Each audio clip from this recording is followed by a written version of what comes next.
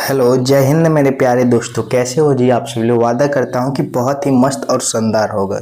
मेरे भाई, मैं आपको बता दूं कि पिछले वीडियो में हम लोगों ने कक्षा 10th के सेकंड हिंदी बुक वर्णिका के फर्स्ट चैप्टर दही वाली मंगमा के पूर्ण निचोड़ के बारे में हमने मात्र 10 मिनट में समझा। आज हम लोग उसका मोस्ट इंपोर्टेंट ऑब्जेक्टिव करने वाले हैं, जो हूबहू 2027 के एग्जाम में आपको देखने को मिलेंगे।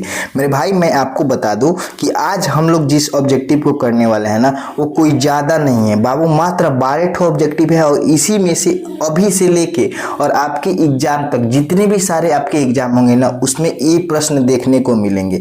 मेरे भाई, आज हम लोग देखने वाले हैं चैप्टर 1 दही वाली मंगमा कक्षा 10th का ऑब्जेक्टिव। बाबू, फर्स्ट ऑब्जेक्टिव जो आपसे पूछा गया ना, वो ये पूछा गया कि दही वाली मंगमा कहानी का मुख्य पात्र कौन है। बाबू, कहानी में आपको क्या दिया है? मंगमा के बारे में। क्या बाबू? मंगमा के बारे में आपको कहानी में दिया है। तो दही वाली मंगमा कहानी के मुख्य पात्र कौन होगा बाबू? इसका राइट आंसर आपको बताना है। कौन होगा बाबू? मंगमा होगी। कौन बाबू? मंगमा होगी। अगला प्रश्न आपसे पूछा गया कि दही वाली मंगमा कहानी के कहानीकार कौन है। दही वाली मंगमा कहानी के कहानीकार कौन है बाबू? तो इसका right answer option number A हो जाएगा, सात कौड़ी होता।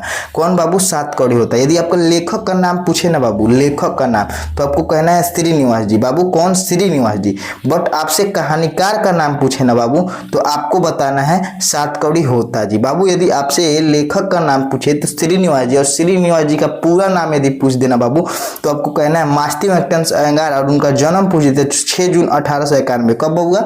6 जून 1891 में। बाबू, आपके एक ऑब्जेक्टिव से हम बहुत सारे ऑब्जेक्टिव कराने वाले हैं, तो 12 ही ठो ऑब्जेक्टिव को मत सोचिएगा, बहुत सारा ऑब्जेक्टिव होने वाला है इस सेशन में, ठीक है। तो चलिए अगले प्रश्न पे चलते हैं। अगला प्रश्न हमका ये होने वाला है ना बाबू कि दही वाली मंगमा जो कहानी है, दही वाली मंगमा कहानी के कथावाचक कहाँ से है। जो कथावाचक है ना, वो कहाँ से है? तो बबुआ, ये कहाँ से है? बेंगलुरु से है। कहाँ से? बेंगलुरु से है। पूछेगा कि मंगमा के गांव का क्या नाम था? बैंकटपुर। क्या बाबू? बैंकटपुर। औलूर के पास बैंकटपुर, ठीक है। रंगप्पा कहाँ का रहने वाला था? तो बैंकटपुर का, ठीक है बाबू। मंगमा के गाँव का ही रहने वाला था। रंगप्पा क्या था बबुआ? रंगप्पा यदि पूछा जाए क्या था, तो आपको कहना है क्या था? जुआरी था। क्या था? जुआरी था। जो मंगम्मा से क्या क्या लेना चाहता था? कर्ज। क्या बाबू? कर्ज। मंगम्मा से क्या लेना चाहता था? कर्ज, ठीक है। वो मंगम्मा से कहाँ मिलता था? तो अमराई के कुआं के पास। कहाँ बाबू? अमराई के कुआं के पास। अमराई के कुआं के पास, ठीक है। देखिए बच्चों, ये कहीं ऑब्जेक्टिव से बहुत सारा ऑब्जेक्टिव क्लियर हो रहा है इस सेशन में, ठीक है बाबू। अगला प्रश्न आपसे पूछिए, दही वाली मंगमा कहानी किसे संदेश देती है। देखिए, मोस्ट इंपोर्टेंट क्वेश्चन है जो 2027 के एग्जाम में आपसे पूछे जाएंगे मेरे भाई। तो ये होने वाला है ना कि दही वाली मंगमा कहानी किसे संदेश देती है। तो इसका right answer option number C हो जाएगा, बहुओं को। क्या बाबू? बहुओं को संदेश देती है। अगला आपसे पूछा जाएगा विद्यार्थी, मंगमा क्या बेचती थी। क्या बाबू? मंगमा क्या बेचती थी। तो इसका राइट आंसर होने वाला है कि इस चैप्टर का नाम है दही वाली मंगमा। तो मंगमा क्या बेचेगी बाबू? जब दही वाली मंगमा इस चैप्टर का नाम ही है, तो मंगमा क्या बेचेगी? दही बेचेगी। तो इससे राइट आंसर आपको बता दो कि ऑप्शन नंबर डी हो जाएगा, दही। अगला प्रश्न आपसे पूछा गया है विद्यार्थी जी कि मंगमा का गांव का नाम क्या था। बाबू, मंगमा का जो गांव का नाम था ना, वो आपका बैंकटपुर था, जो ऑप्शन नंबर सी राइट हो जाएगा। अगला प्रश्न आपसे पूछा गया है मेरे भाई कि मंगमा के गांव का नाम था, उससे मिसप्रिंट हुआ है। यहाँ पे प्रश्न है विद्यार्थी जी, इसको काट के सही कर लीजिएगा कि मंगमा क्या खाती थी।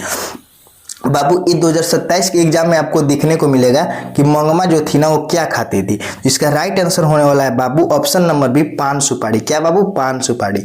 अगला प्रश्न आपसे पूछा गया है विद्यार्थी जी कि मंगमा ने बेटे से अलग होने के लिए कही। कब कही बाबू? जब दोनों के बीच, सास और बहू के बीच जब झगड़े हो जाते हैं ना, तो ये अपने पूरे जो पैसे होते हैं वो कहाँ ले जाके? सास के पास ले जाके, अपने सास के पास ले जाके ये जमा करने लगती है। और ये अलग होने का बात करती है अपने बेटे से। वो कब करती है बाबू? तो ऑप्शन नंबर सी, दोपहर में। कब बाबू? दोपहर में। अगला प्रश्न आपसे पूछा गया है बाबू कि श्रीनिवास जी का जन्म कब हुआ था। मैंने अभी कुछ देर पहले आपको बताया कि श्रीनिवास जी का जन्म जो है ना, वो 6 जून 1891 ईस्वी को हुआ था। कहाँ बाबू? कोलार के कर्नाटक में। कहाँ बाबू? कोलार के कर्नाटक में हुआ था। बाबू, कोलार के कर्नाटक में इनका जन्म हुआ था, ठीक है। और इनका पूरा नाम यदि पूछे ना, तो आपको बताना है मास्ती वेक्टेंस अयंगार। अगला प्रश्न होने वाला है विद्यार्थी, रंगप्पा कहाँ का रहने वाला था। अगला प्रश्न ये होने वाला है ना कि रंगप्पा कहाँ का रहने वाला था। क्या बाबू रंगप्पा जो था ना वो कहाँ का रहने वाला था। मैं आपको बताऊं कि रंगप्पा जो था एक जुआरी था जो मंगमा से कुछ कर्ज लेना चाहता था, ठीक है। और जो रंगप्पा था ना वो मंगमा के गाँव का ही था, अर्थात वेंकटपुर का ही रहने वाला था, ठीक है बाबू। अगला प्रश्न आपसे पूछा गया कि रास्ते में क्या था। बाबू रास्ते में क्या था, रास्ते में क्या था, तो इसका राइट आंसर होने वाला है बाबू, रास्ते में अमराई का कुआं था। यहीं पे जुआरी जो रंगप्पा था बाबू, रंगप्पा वह मिला करता था किससे, मंगमा से, ठीक है। अगला प्रश्न आपसे होना है कि रंगप्पा मंगमा से कहाँ मिलता था। देखिए हूबहू वही प्रश्न आ गया आपके सामने कि जो रंगप्पा था वो मंगमा से कहाँ मिलता था, तो इसका राइट आंसर होने वाला है कुएं के पास। और ये मंगमा से कुछ कर्ज लेना चाहता था, ठीक है। और एक जुआरी था जो आपके बिहार बोर्ड के एग्जाम में पूछेगा कि रंगप्पा का चरित्र चित्रण कीजिए, तो आप कर दीजिएगा, ठीक है विद्यार्थी जी। चलिए धन्यवाद, जय हिंद।